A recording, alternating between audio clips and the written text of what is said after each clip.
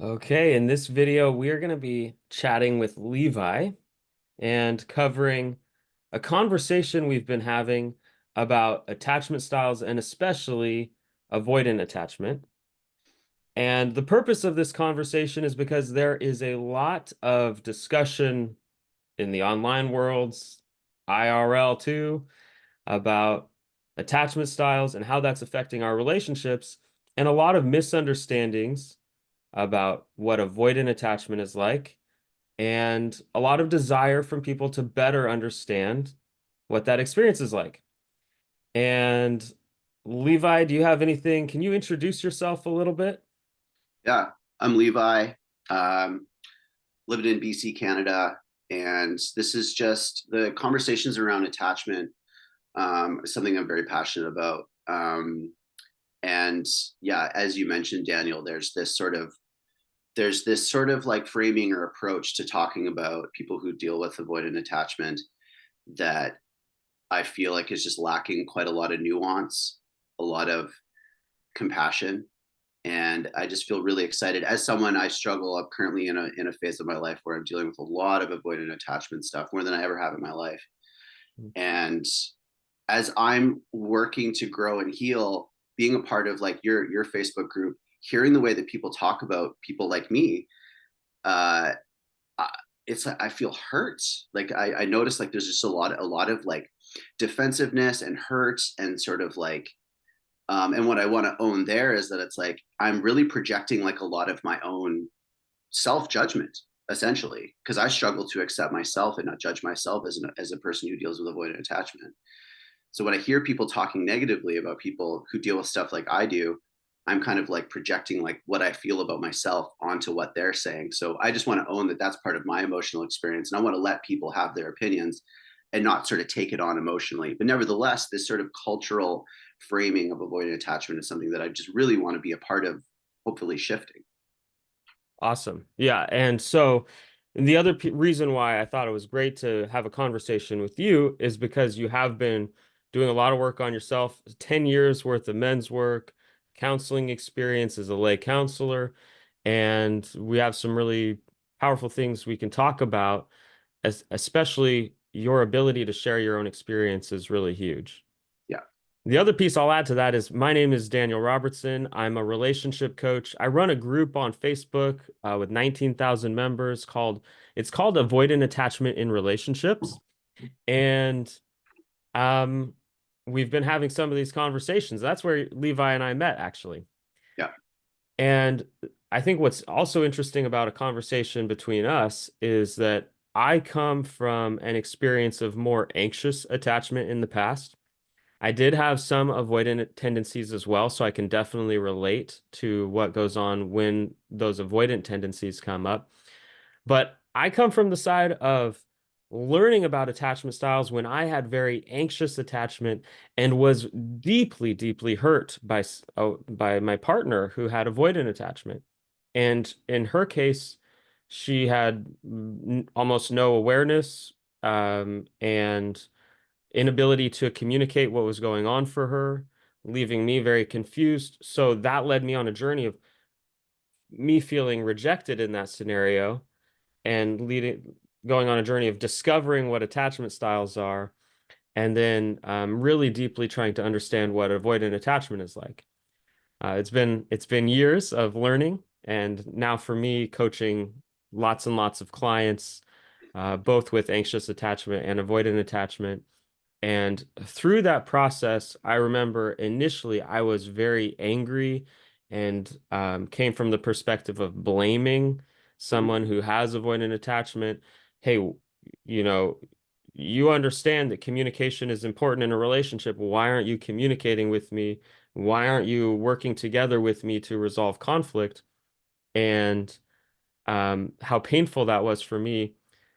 So I would blame. It's easy to point a finger at somebody and say, you're the one messing everything up. Mm-hmm. And now, after years of working with people, having so much more compassion and understanding around what somebody's actually going through. So, long-winded way to introduce, what I think the different perspectives are that we bring to this conversation. Definitely. I mean, I think that context is really important, because it just sort of highlights what we can kind of like learn from each other.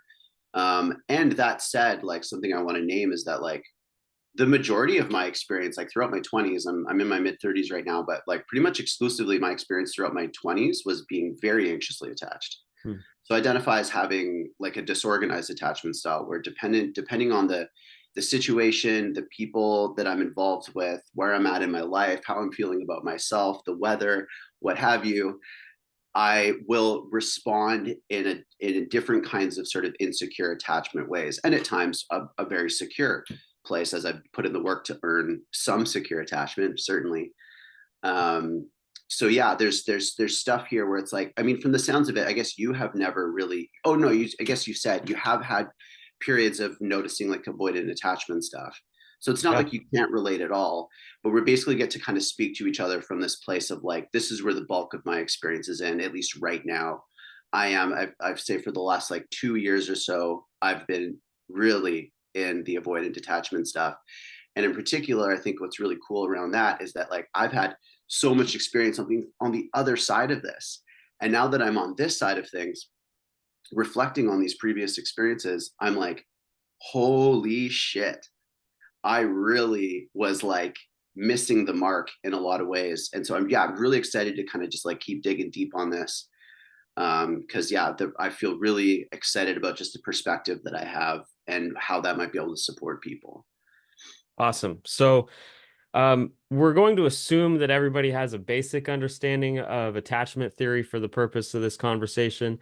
Basically, what we're talking about in terms of attachment theory is that as children, we either attach securely or insecurely to our caregivers, and that is when we develop either secure attachment or insecure attachment.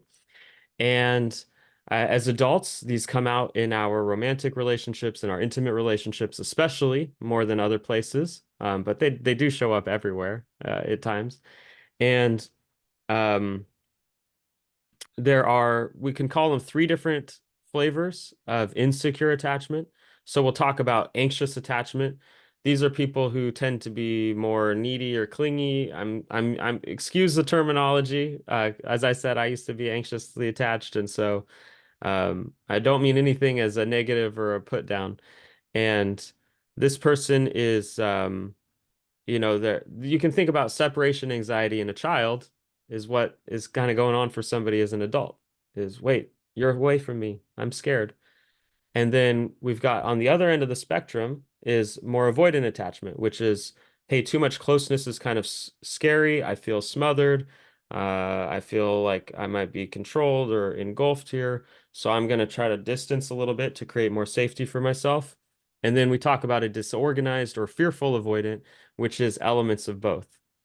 And uh, what I would say, Levi, in my experience working with on myself and with others, is everyone who's willing to dig a little deeper, if they have an insecure attachment style, will notice elements of anxiety and elements of avoidance. So yeah, I mean, I can absolutely relate to both. So I'll put it to you, Levi. Can you tell us a little bit about what insecure attachment was like for you? What kind of characteristics showed up the most for you in your personal experience or your relationships? I mean, yeah, I feel inclined to just kind of give a brief description of kind of where it all began, specifically with my childhood, because I firmly believe that that's where this stuff is sort of wired in. So I grew up with what I would say was a lot of neglect as a child. My father was very aloof and, often, forgot to pick me up from school, like was not emotionally attuned, was significantly more focused on his dating relationships than with his relationship with me. And so there was quite a lot of neglect there. I did not get my attachment needs met through him.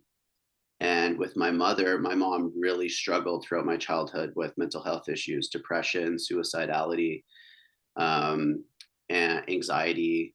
And so as a small kid, I essentially, because I was observing my caregiver in a incapacitated state. I observed my mom to not be able to take care of herself, and I didn't see her getting help from anyone else. My mom didn't really have friends. She didn't see a therapist. So I'm just like this little boy, and my caregiver is like not okay. And she's the one who's supposed to keep me alive and keep me safe. So there's this like evolutionary impulse, which is like, well, then I guess I have to take care of this person so that they can take care of me. And I'm like a little boy trying to be like my mom's therapist. And there was this running joke that's come up over the years of something that I said when I was probably 7. My mom was crying over like a breakup, like her boyfriend broke up with her. And I was just like, I was hanging out with her and I was like, Mom, like, you don't need a boyfriend, you have me. And it's like, that's a funny little thing, but it's also really unhealthy. And it created a dynamic where what like I do think that the neglect that I experienced as a child has just basically impacted my attachment system all across the board. And as a result, my insecure attachment can manifest in different ways at different times. Um, so yeah, like the way that I'll speak to sort of how avoidant attachment's been showing up in my life. So I'm in this relationship, and I'll call it a kind of a situationship because it's been all over the place in the last couple of years. And basically, like when we met, it was like explosive, like falling in love. Like there's the energy was huge, and we went super deep, super fast. And within a few months, we had a rupture where my partner, and I'm going to be pretty vague on the details just to respect her privacy. But basically, there was a situation where I wanted to go to an event and she really wanted to go to that event with me, but I wanted to do my own thing and I didn't want to go with her. And that brought a lot up for her. And she basically asked me not to go, that if I wasn't going to go with her, she didn't want me to go at all. Hmm. And that was a moment where I realized, oh, my autonomy in this relationship is not held to the importance that I ultimately need it to. This person doesn't actually have the ability to self-regulate so that I can live a thriving life. And they're actually going to actively ask me to sort of like make myself smaller or limit my experiences. And that was like the beginning of the end, as it were. That was the, I won't put it in those terms. That was the initial rupture that went from like such a secure, bonded love to suddenly being me being like, oh, I'm not safe here. Like I cannot live my full life without basically anticipating that this person is going to be upset with me. So the way this correlates to like my relationship with my mom growing up is that when she's upset, I have to take care of her. And that's life or death because I'm way too young to take care of myself. So when she's upset, I'm on the line and I got to take care of her. So now in my adult relationships with women, the same thing comes up where I feel massive responsibility to take care of these people. And the idea of not taking care of them or keeping them pleased um, brings up all of that pain from my childhood. It's a full projection. I time travel back to that place. And I'm now a little boy again, put under a lot of pressure to care for my caregiver. And the idea of it not working out and me upsetting them puts me in basically a state of PTSD where I'm actually fearing death. And um, in my current relationship, there have just been so many experiences where I have at least internalized that my partner can't take care of herself, and I feel immensely responsible for taking care of her. And I'm a pretty hardcore people pleaser, at least a recovering people pleaser. So in a funny kind of twist of fate, the way that my people pleasing comes out is that I put an insane amount of pressure on myself to please her, and because of that pressure, I just get overwhelmed and I fail. So Hmm. I get overwhelmed at the prospect of disappointing my partner, such that I pull away even more. I start retreating where I'm like, oh my God, I can't handle the emotional pain of disappointing and upsetting my partner. So I'm just overwhelmed and I need to retreat because I'm feeling like the actual fear of death from my childhood coming up right now. So like I like anyone, like regardless of the way that my attachment style shows up, like we all just want connection. We all just want to be close to people, but we need safe connection. And I think that's something that's kind of missed. And I've only just recently been able to identify that like the reason that I don't feel secure in my relationship and the reason why I feel so avoidant is because I don't feel safe. That's not to say that my partner is an unsafe person. She's a wonderfully like nurturing, caring, loving person. She is not unsafe, but the way with which her attachment stuff comes out in our relationship makes me really get scared. It makes me really want to pull away and self protect and retreat. Um, so yeah, that's about as much as I think I could say about that right now. Yeah, thank you so much for sharing that. And I can relate to a lot of what you're sharing. A lot of men have been in situations, and this isn't just a men thing, but there are some gender elements here, is a lot of men have had that experience of taking care of their caregiver and often their mom. And then that leads them to develop an insecure attachment style because their mom is not consistently emotionally available to them because she's dealing with her own mental health issues or other types of health issues or something else going on for her. And that's very common. And then to have that experience of feeling some kind of internal obligation to caretake for your partner. There's also an interesting element of who we find ourselves subconsciously attracted to. We're when we're insecure, we're subconsciously attracted to the woman or man, if for a homosexual man, attracted to somebody who they are going to have to caretake for because that's more familiar. And There's the familiarity piece because like that yeah, is what like my model of love is yeah. neglect. So when partners are not neglectful, I am like this is so unfamiliar. This is not my model of love. Like I don't know how to receive this. And oh, there was something that you were just speaking to. Um I think I lost it.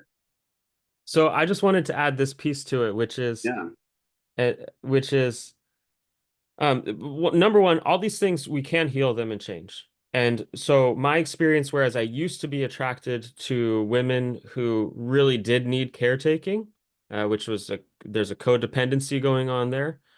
Um, I'm no longer attracted. So it took a lot of work to get here. But when I see these patterns come up, one thing is I can notice it without judging it.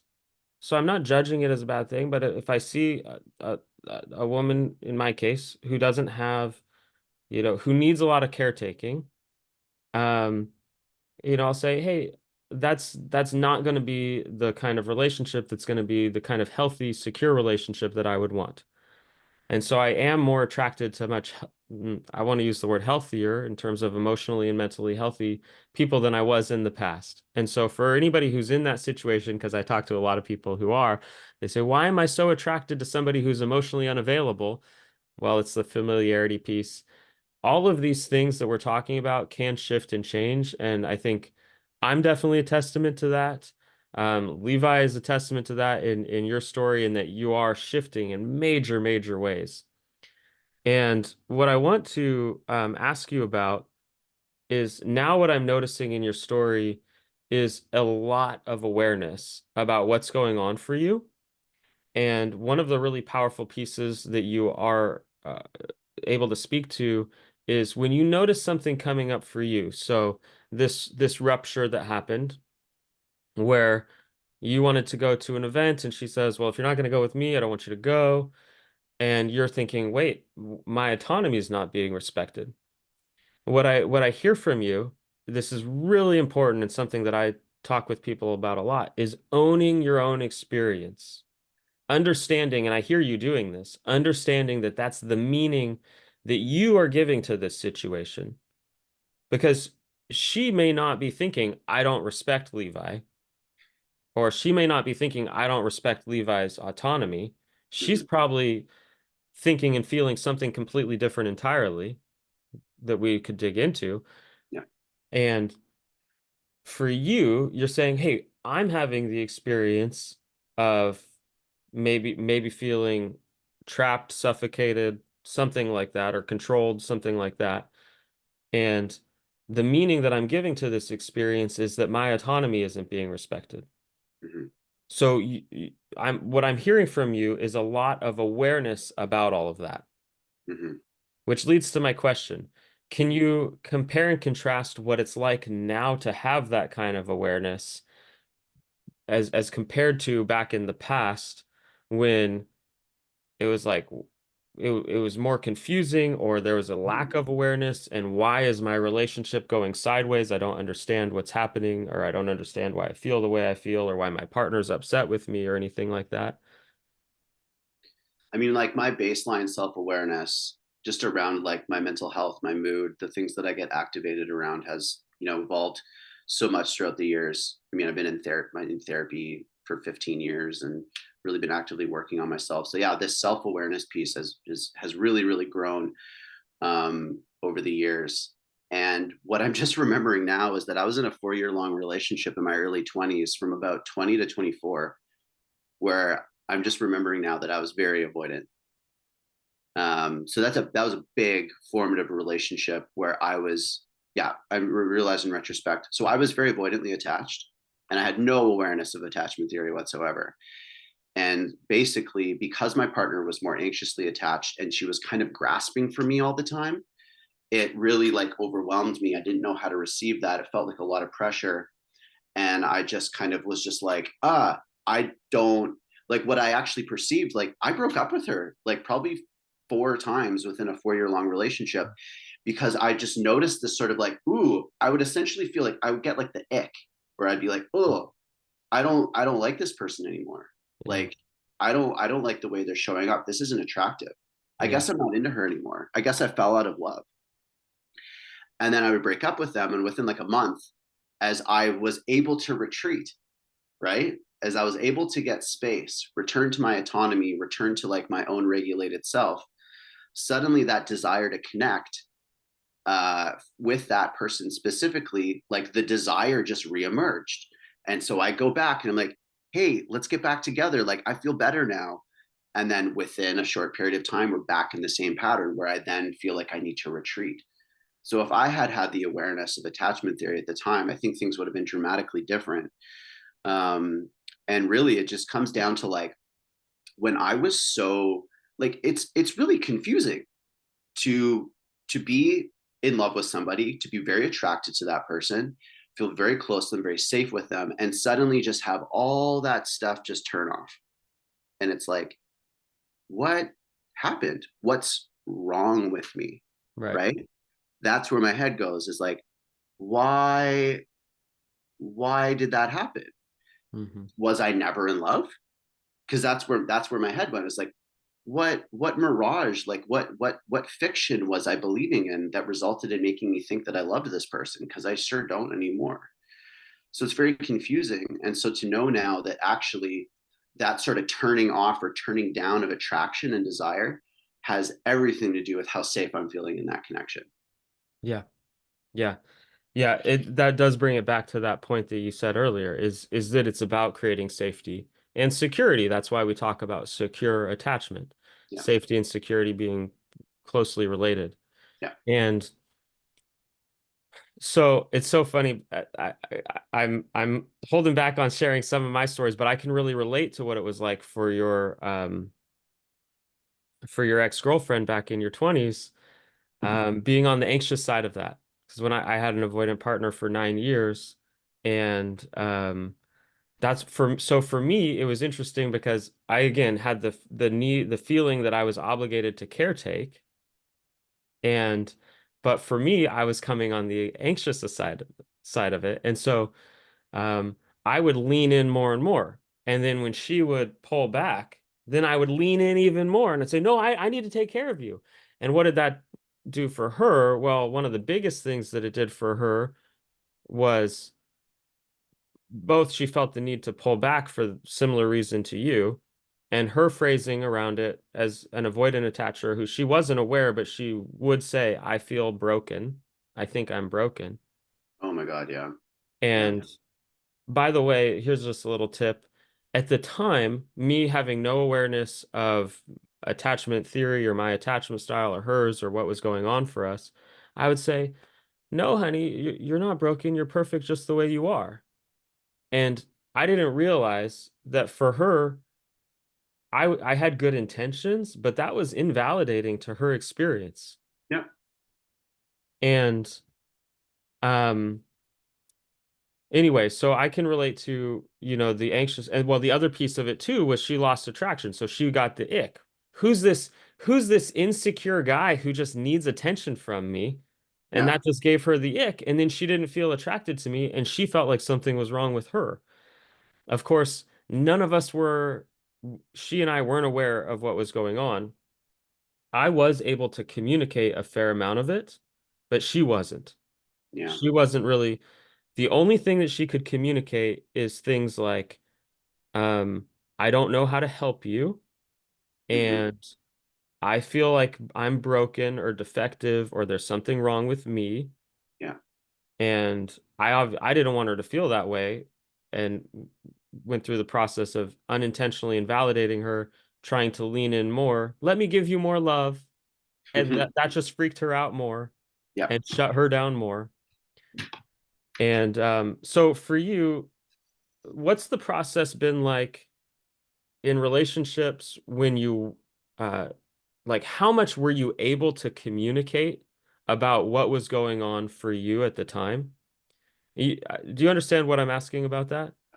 And then how has that shifted over time? Now are you at a place where when you feel, oh, wait, I feel this desire to withdraw come up, and then in the moment tell your partner, hey, I noticed something coming up in me. Hmm. This is what's going on for me. It's not about you, but I need to process what's going on. Whatever. So what's that like for you in the past and now?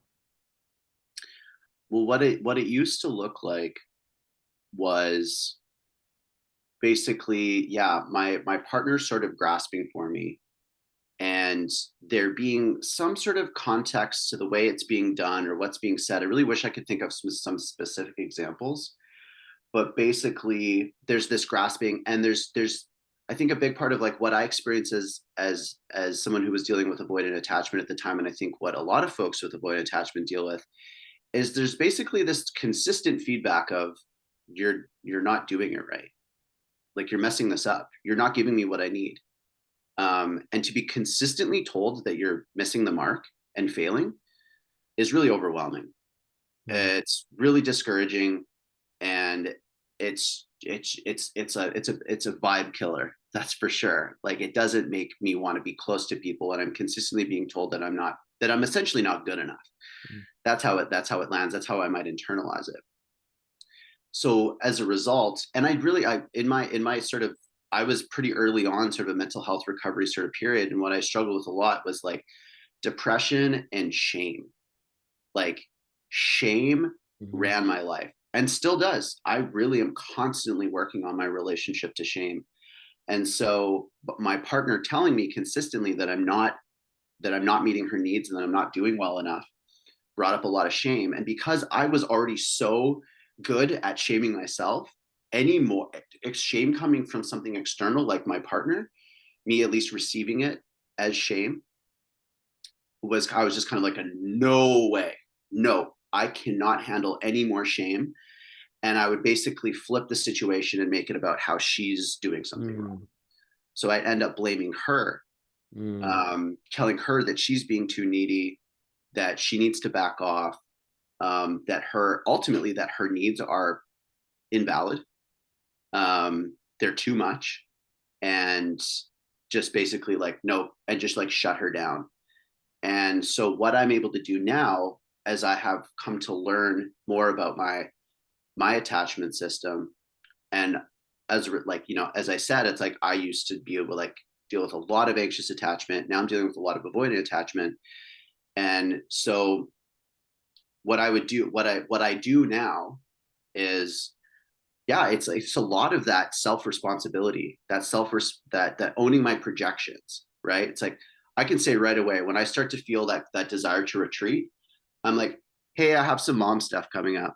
Like right away, I know what it is. This is all goes back to my mommy stuff. And so I'll be like, oh, I'm noticing a desire to retreat. Hey, I got some mom stuff going on right now. I'm just gonna like take some time to myself. I really rely on parts work. So I will like go and I'll sit in a meditative posture and I'll check in with my parts. Mm. There's a younger part of me that's really fearful right now. It's very overwhelmed. So I'm gonna go inward and I'm gonna connect with that part of me from this place of being an attuned, um, secure enough attachment figure for that part of me, and essentially just soothe Hmm. that part of me. And as a result, my nervous system starts to calm down. And then I can come back to the conversation and really just hear my partner. Hmm. And they're like, hey, I have these needs. They're not being met. I'm disappointed. And I'm like, okay, like, I hear that. That makes sense. I've actually been in your shoes before. Like I can relate to that. And not basically say, okay, yeah, I'll just meet all your needs now, right? Because that's not always going to be accessible. Hmm. But what I can at least do is just hold space and hear them out and help them regulate. And so now we're having like a conversation as two adults rather than two kids, because there's so much of our childhood stuff that comes out. And a point that I wanted to make earlier was that I think a big part of the reason why we choose partners that remind us so much of our caregivers is because there's actually a really healthy part of our psyche that's trying to rewrite a story, right? Like if I can finally get mommy to love me in the ways that I needed to be loved, maybe something will just like kind of get fixed inside of me. Um, so I know that I've essentially sought out, yeah, like when I was more anxiously attached, I sought out more avoidant women because my mom was not there. So I'm going to choose women who emotionally just kind of aren't really there because that's my model of love. That's what's familiar. And so I'm trying to kind of like play out this pattern so that I can complete the loop and rewrite the story. And that in an intentional context can be really healthy. We heal in a relationship. We can reparent each other. We can reparent ourselves. Um, but if we're not aware of what's going on, then we're basically just playing out these kind of messed up cyclical dynamics that result in just like re-traumatizing ourselves and digging us into deeper and deeper a hole. Um, and like I really do think that managing this insecure attachment stuff, something that's absolutely paramount, is trying to identify what old pain, what childhood stuff comes raging in when I am dealing with a conflict or I'm dealing with a rupture in my relationship with somebody, because that energy is going to keep coming up. And we are essentially behaving, acting, and speaking from a very young, less mature part of ourselves. And because we're showing up with this kind of like almost like a childlike, needy demeanor, um, our partner is going to receive us. So I received my partner in my 20s. I received her I was experiencing her as this like scared, needy little girl. And I'm kind of like, I'm a grown adult. I'm not attracted to little girls, right? Like that's just that's like I'm attracted to other adults. And when I see my partner acting like a little girl, I get the ick. And I'm like, ooh, this person like needs me to take responsibility for them. And that's not very attractive. And I kind of want to get away from this. Um, and there's a piece here that I wanted to share around what I've done when I'm actually in an anxiously attached place. And it's really just the same process. It's like there's a younger part of me that's feeling very fearful. And it is making me really want to like someone's pulling away and I'm like, ah. And the more I go in, the more they pull away. And it's just this kind of constant thing. So if I can at least start by just tending to myself, tending to like the old pain that's clearly online here, that I can self-regulate and I can come to the conversation a completely different way where I can basically say to the person, it sounds like you're overwhelmed. It sounds like you're needing to retreat. That is scary for me. I have stuff coming up around that, but just so you know, I have my back. Like, I got this. I have my back. I have the support of community and friends, and I'm going to be okay. And when partners have done that for me, when I'm more avoidantly attached, there's just like this relief where it's like, oh, right, you're not my mom, and I'm not responsible for you. You are a mature adult that can take care of yourself. Okay, well, that's a completely different context. Like, I can operate here, and someone who is working to be the most mature version of themselves is just very attractive, and it makes me want to come closer. Absolutely. You anticipated a lot of the questions that were coming to my mind. I thought it was really helpful to hear about what it was like in the past when maybe you weren't able to communicate as much to your partner and how your partner responded acting like a little girl. I think again, that was kind of my experience with my ex when she probably saw me as a little boy and she told me that it was unattractive. Mm-hmm. And I had my own self-confidence and self-esteem issues going on, and I'm like, uh-oh, like I'm not attractive. How do I fix this? Yeah. But it was unattractive to her because I seemed to her like a little boy needing her attention. And like you said, it's a part within that is a little child within. Mm-hmm. Um, so you anticipate a lot of my questions, and that was helpful to hear about how this has shifted for you now when you are able to communicate. Like what's going on. Oh, I noticed I've got some mom stuff coming up. I need to just take some time to myself and then come back to the conversation. Is that how you would handle something like that? Yeah, and I mean, I feel inclined to note that like I've been hard at work for a long time on this stuff, and I take it very seriously, and I'm very intentional about it. Yeah. And I am very fallible, and I oftentimes do not take my own advice and really struggle to keep going back to those tools. So I mean, I share that because like I don't want to make it seem like I just like fixed it. Like, I really do feel like I'm going to be on this healing and transformational and very non-linear path for the rest of my life. And I don't say that to make it seem like a death sentence, but I say that to remind myself and maybe other people that this is a process like that likely won't just like complete. So like, strap in and get ready to work Yeah. hard.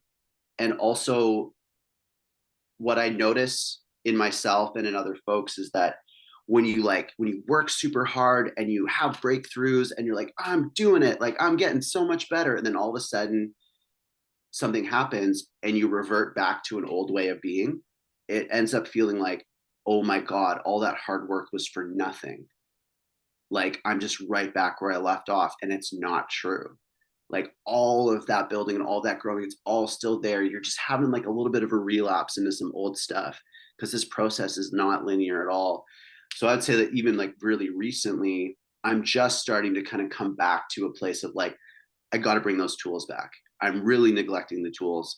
I really got to take more responsibility for my emotional experience. I got to stop just like criticizing my partner and telling her that it's like she is creating my avoidant attachment, basically, because I have been hyper focused on her changing rather than being responsible for myself. And it is a give and take. Like, we all have to like do our, she has her work to do, I have my work to do.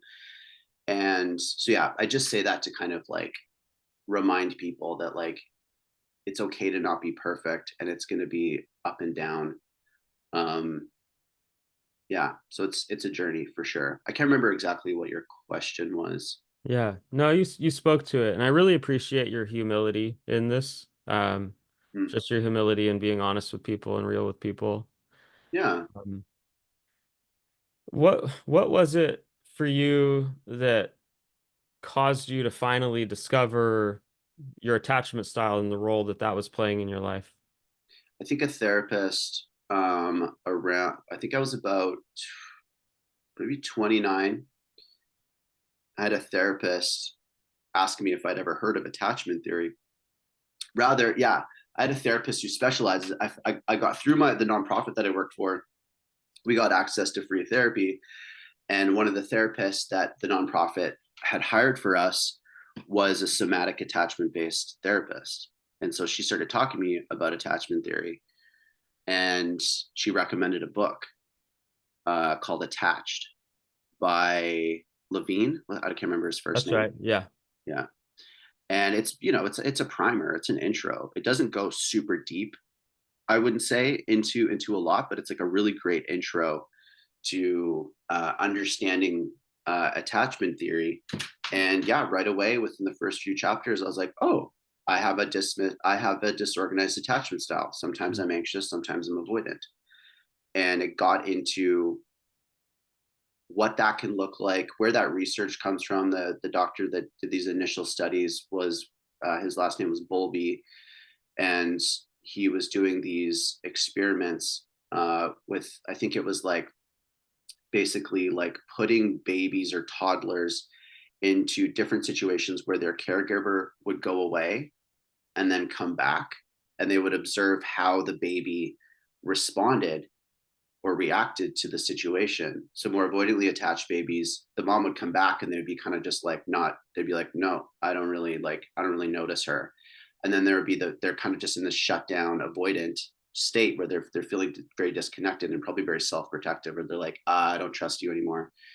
And then the more anxiously attached babies, they just cry, cry, cry, cry, cry, cry, cry. And then the mom comes back and they're just like latched on, right? They're like, never leave me again. So anyway, like getting to understand, oh, interesting. Like this is really putting language to like a lot of these experiences that I have. And the thing that was so helpful about that is it was like, oh, right, I'm not broken. There's actually something I'm struggling with that millions of people are also dealing with. And this is some really great insight, knowledge, and information to help me just understand myself better and to grow and to heal. Yeah. Fantastic. So that's interesting. Attached in particular, as far as books go, I feel can be pretty hard on the dismissive avoidant type. Um, it comes across as kind of critical, and so it's interesting that you started there, because that could be it could feel overwhelming, I feel like, to somebody to say, oh geez, I am doing all these things wrong according to this book. Mm-hmm. Um, but there are others out there as There's well. there's one thing in specific that I remember the book speaking to, and this was like 6 years ago that I read this book now.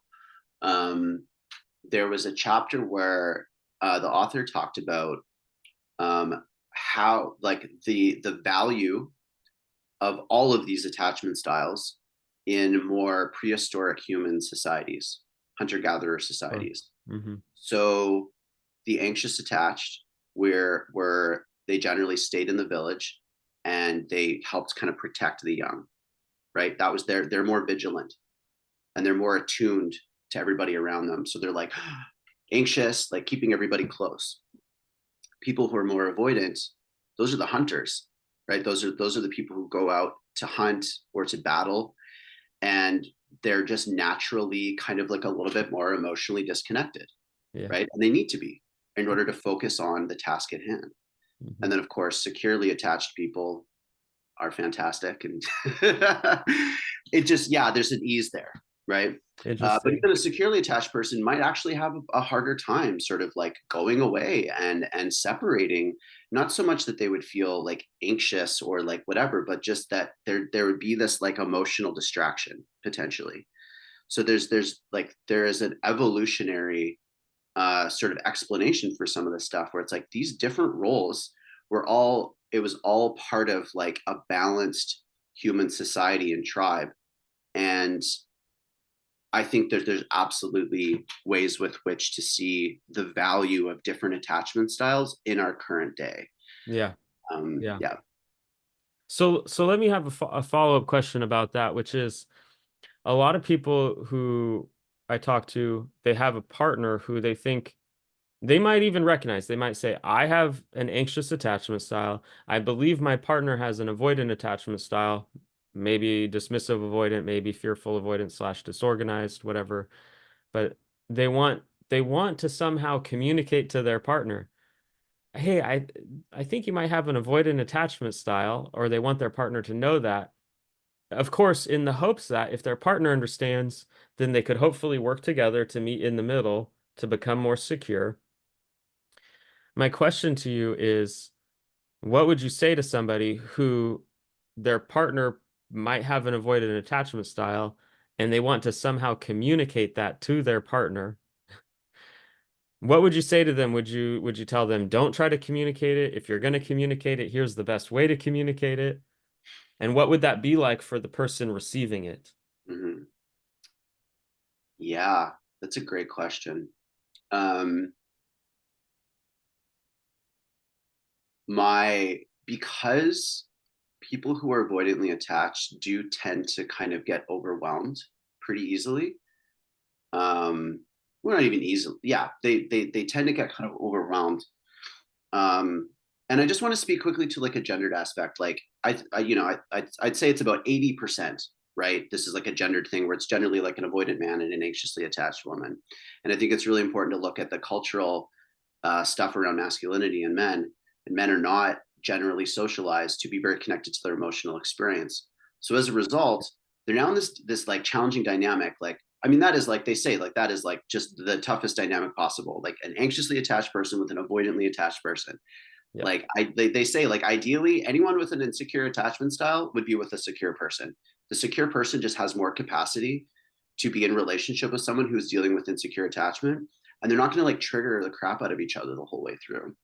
Nevertheless, like we end up in relationships with people where we're deeply attached, committed, invested, we got kids, we got houses, whatever the heck we got going on, and we're in this dynamic where our partner yeah, like someone's identifying like I'm reading about this, I'm learning about this, I think my partner might be avoidantly attached, and I'm getting a lot of value out of this is really giving me a lot of helpful context. There's tools here, there's ways of relating, there's ways of communicating around this, and I would really love my partner to to look into this information and to be a part of this kind of learning journey with me. And what I would say is that like it's kind of one of those things where I think it's just a matter of sort of gently sort of like sharing. It's like, hey, I'm learning about some new stuff, can I share this with you? And to be very like just open and non-pressuring, because the more I'll speak for myself, when I feel pressured into something, I'm getting nagged about something, I'm going to want to do it less and less and less. But if somebody is like, hey, there's this thing, it would mean a lot to me if you checked it out. But ultimately, like, I respect your process. I respect what you have capacity to do in any given moment. And that requires a lot on that person's side to kind of like self-regulate and like be and not feel so panicked about the whole thing. Easier said than done. But like slow and low, like just like consistent but gentle, very consensual. And ultimately, there's an immense amount of value in doing work around attachment, even when a partner isn't receptive to learning about it. Because Yeah. you can kind of make some general um, assessments and be like, okay, I think my partner might have an avoidant attachment style. And then learn about how to be in relationship with someone with an avoidant attachment style and show up in those different ways and see how they respond to it. Um, and I do think that I mean, I see a cultural gap around what I would call emotional responsibility. I think oftentimes people are really wanting, and this is the case for me as well, people are really wanting everyone around them to change before they're willing to like own their stuff and work on their stuff. So when someone's like, well, my partner's avoidant and I'm anxious, so I need them to stop being avoidant. I need them to heal. I need them to go to therapy. I need them to read these books. I need them to do all this stuff so that I can feel better because I don't feel good. And it's like, okay, well, it takes two to tango here. Like you got to do some of that work yourself as well, because realistically, like if you're not doing any of this work for if I mean if I'm not doing this work for myself, anything that my partner's doing to kind of show up is kind of just like it goes into a bit of a bottomless pit because there's nothing I'm doing to kind of like create that foundation for it to be like received.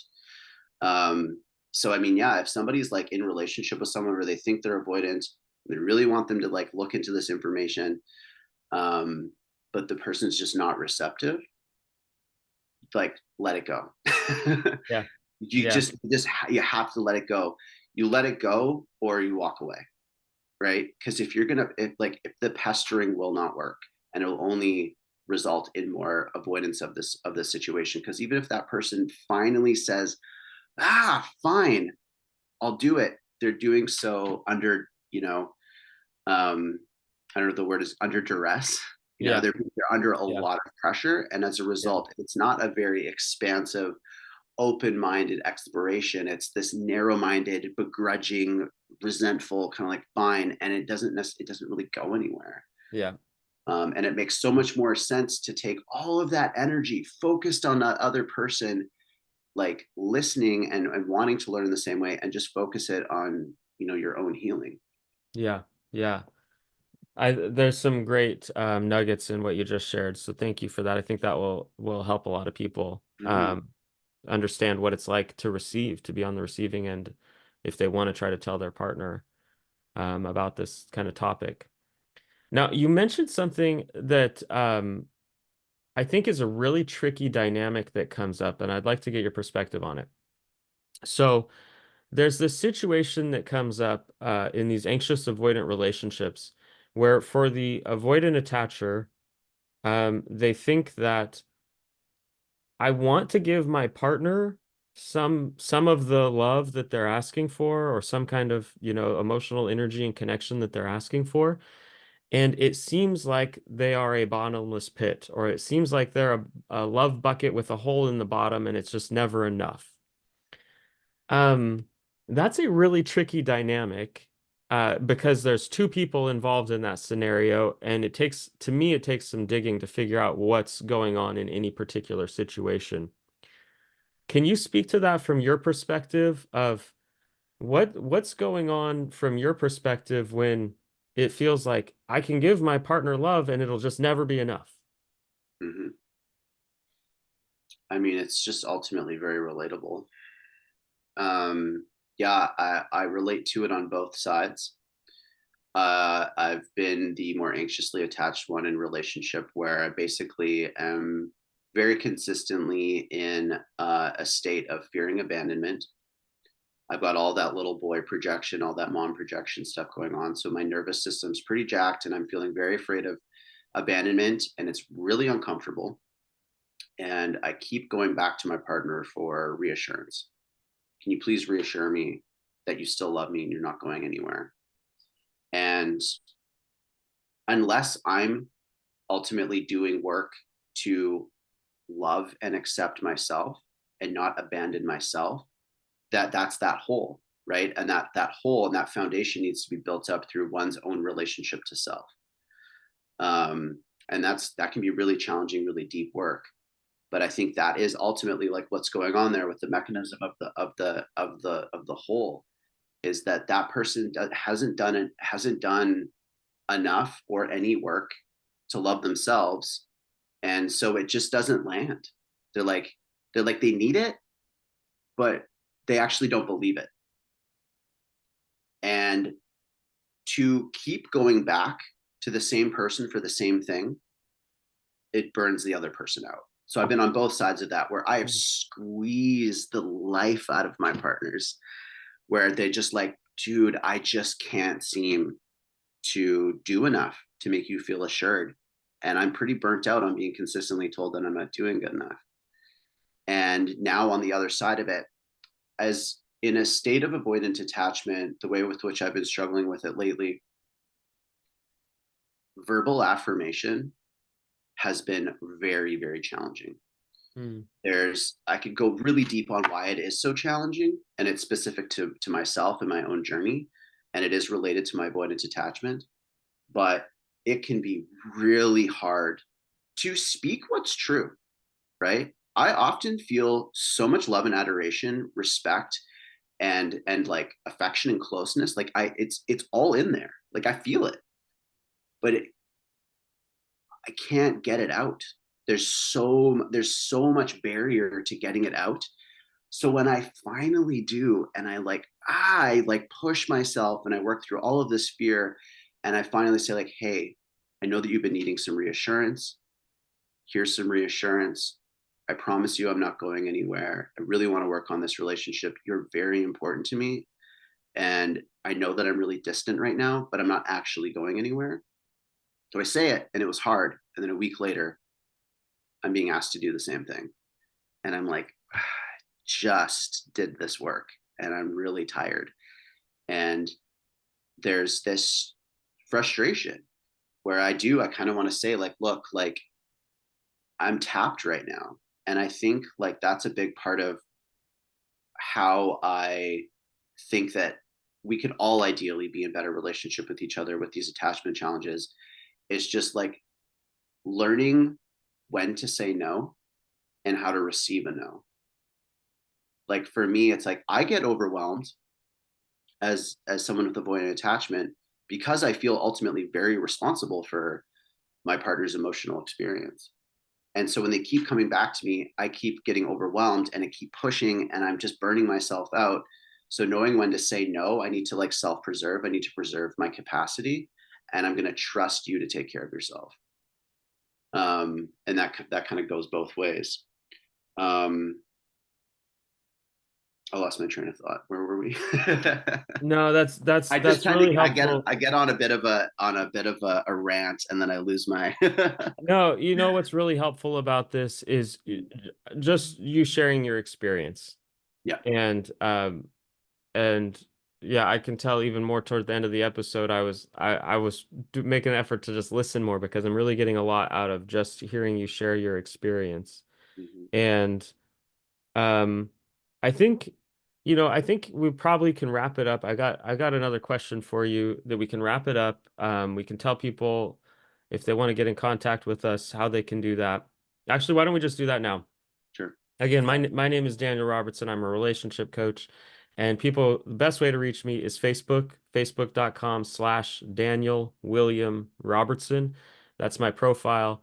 And then, I can direct you to my Facebook group where Levi and I met.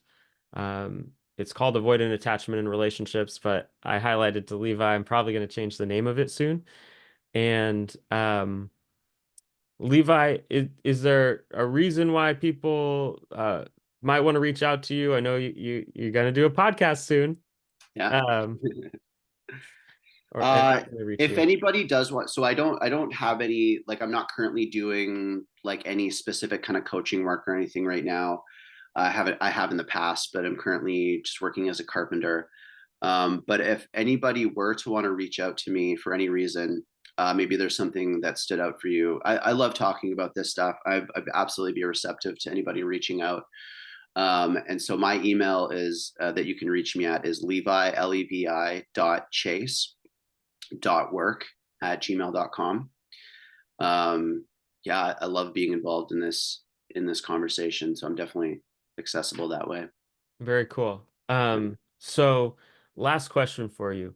What do you say to somebody who either they are hearing this for the first time and they're thinking, "Oh, I think I might have," especially an avoidant attachment style, if they think they might have an avoidant attachment style, or if they have it and they're like, I don't know if I can ever get any better. I don't know if I can fix this.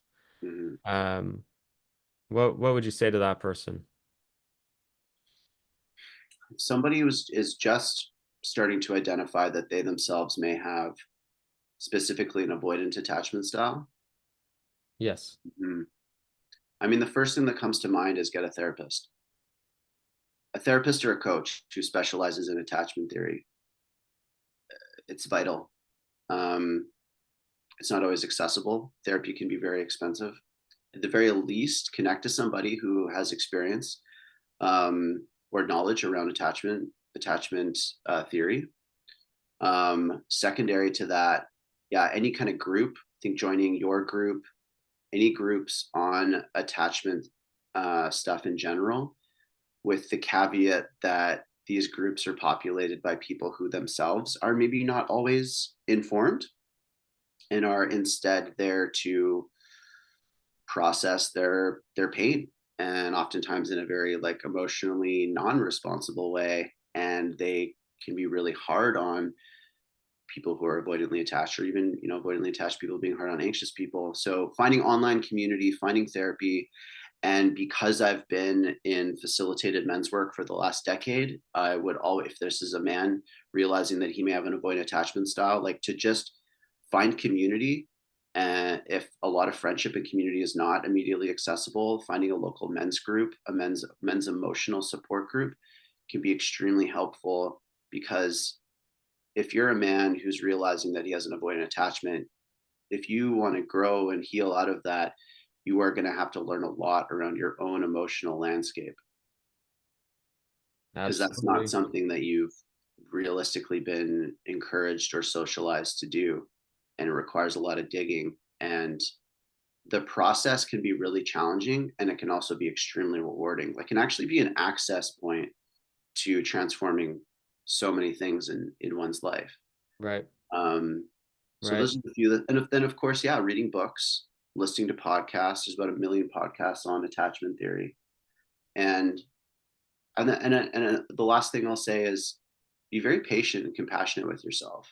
Like you're absolutely not broken. You may not yet have identified whether or not there's trauma, some early adverse childhood experience that has contributed to this insecure attachment. And it took me a long time to identify that I even had trauma, and to just really be very patient, compassionate with yourself, and to trust that this experience is, it doesn't just come out of nowhere. There's a reason that you're feeling this way, and it's not because you're broken or messed up. There's something in your past that likely resulted in this. And if you stay curious and stay open and just keep that internal exploration and curiosity going, you'll be you'll be better off. And sorry, one last thing is, talk to your parents about your childhood, because there may be things that you blocked out or things that you just don't remember. They might say like, "Oh yeah, there was that 6 month period where your dad was working overseas." It's like, I didn't see my father for 6 months. Like, that can have a deep impact on someone's attachment system. So just like little subtle things like that.